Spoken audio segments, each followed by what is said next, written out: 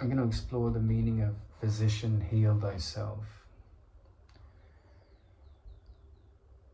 The doctor studies cell biology, studies anatomy, studies biochemistry, studies infectious diseases, studies bacteria, and then all of the medical professions divided up into pediatricians, um, surgeons, general practitioners, specialists in the spine, specialists in the nerves, specialists in the kidneys, eye, throat, and neck doctors, nose doctors. There's just so many aspects of the medical profession. And then you have Ayurveda, homeopathy, Chinese medicine, energy medicine. There's so many different approaches. Then there's nutritionists, and within the realm of nutrition, you have advocates for vegetarianism, veganism, carnivore diets, all these things that are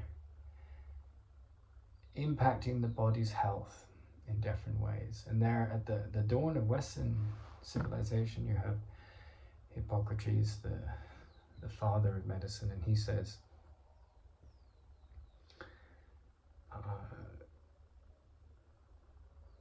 all disease starts in the gut. But when we start to look at this statement, physician, heal thyself, we are in the company of the greatest profundity, a wisdom that goes far beyond the body and the mechanisms of the body. And what that means is that, doctors can be immensely arrogant. Knowledge can bring immense arrogance. And they're often very much in demand, and they often do very good work. They help people relieve the symptoms of their suffering. And sometimes they cure diseases. Sometimes a medicine comes along, like the right application of antibiotics, and it kills the infection, or a diet is prescribed, and that soothes the problem, ends the problem. But when we enter into the realm of the mystics, when we enter into the realm of minds that have questioned the nature of reality at the deepest level, then we embrace the meaning of physician, heal thyself. And bound to that statement, physician, heal thyself, is the statement, only the mind can be healed and only the mind can be sick. Well, if your foot's got gangrene or you've broken your leg, and say, well, that's not my mind.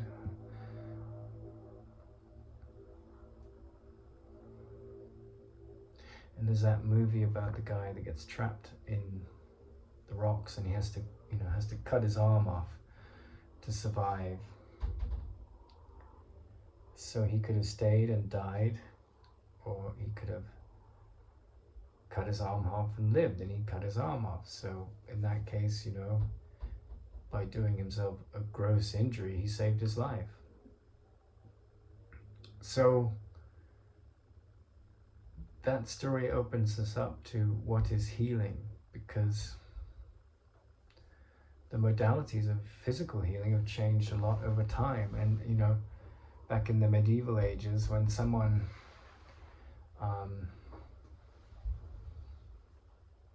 behaved monstrously or whatever, that they would have an expression, the devil has taken over him. And we call that now a whole array of mental illnesses like manic bipolar and so forth. And we witness over time the changing ideas about what healing is. But fundamentally, healing at the level of mind leads to a calm and peaceful mind, and healing at the level of the body leads to the absence of suffering and physical pain. But physician, heal thyself. You know, you could be a doctor your whole life and not understand this. You could be an Orthodox Christian doctor and not understand this. Essentially what it's saying is that the body, the physical world, is a projection of the ego. The idea that I can be separate from the creative nature of existence. And existence is not of the world of forms. It is not of the world of mass or energy as we understand it in the physical realm. So whenever I get upset, whenever I feel sad, whenever I feel angry, whenever I feel pain, I can treat the symptoms of that pain with a doctor or a psychotherapist, and they can be powerful catalysts. But in the end, healing is up to me and how I use my mind.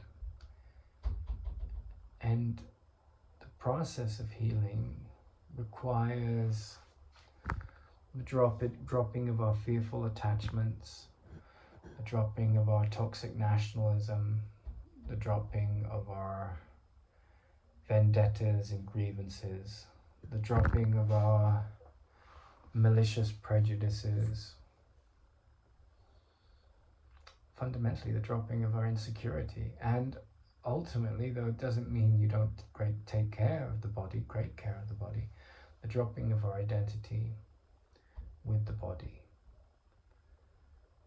The body's like a puppy that you take care of. It has its needs. You go to the doctor if it's sick. You take a different diet if you think that will help. And there's nothing wrong with those choices. They're helpful at the level of being loving and self-loving and gentle and caring with yourself. But physician, heal thyself is a sort of wake-up call to the arrogance of the man or woman of knowledge, right? And you have all these movies and TV shows about heroic doctors, saving people from these ridiculously strange and weird diseases, and you watch an enthrallment as they try and guess what the issue is. And we have a great deal of respect for those professions, reducing physical pain. But I would say real healing is at a whole other level than that. I have a physical problem at the moment, and I'm using diet to heal it and rest. So I'm not saying that stuff isn't, of course, extremely important, relatively speaking. But in all the great myths, you see this kind of, Carl Jung called it the numinous, right? So it means the quality of transcendence that comes into the mind almost against our better judgment. In fact, against our judgment, because our judgment is trapping us in good and bad, right and wrong, big and small, dead and alive, but this quality of the transcendent, it's about bringing the mind to an awareness of its essence, its source. And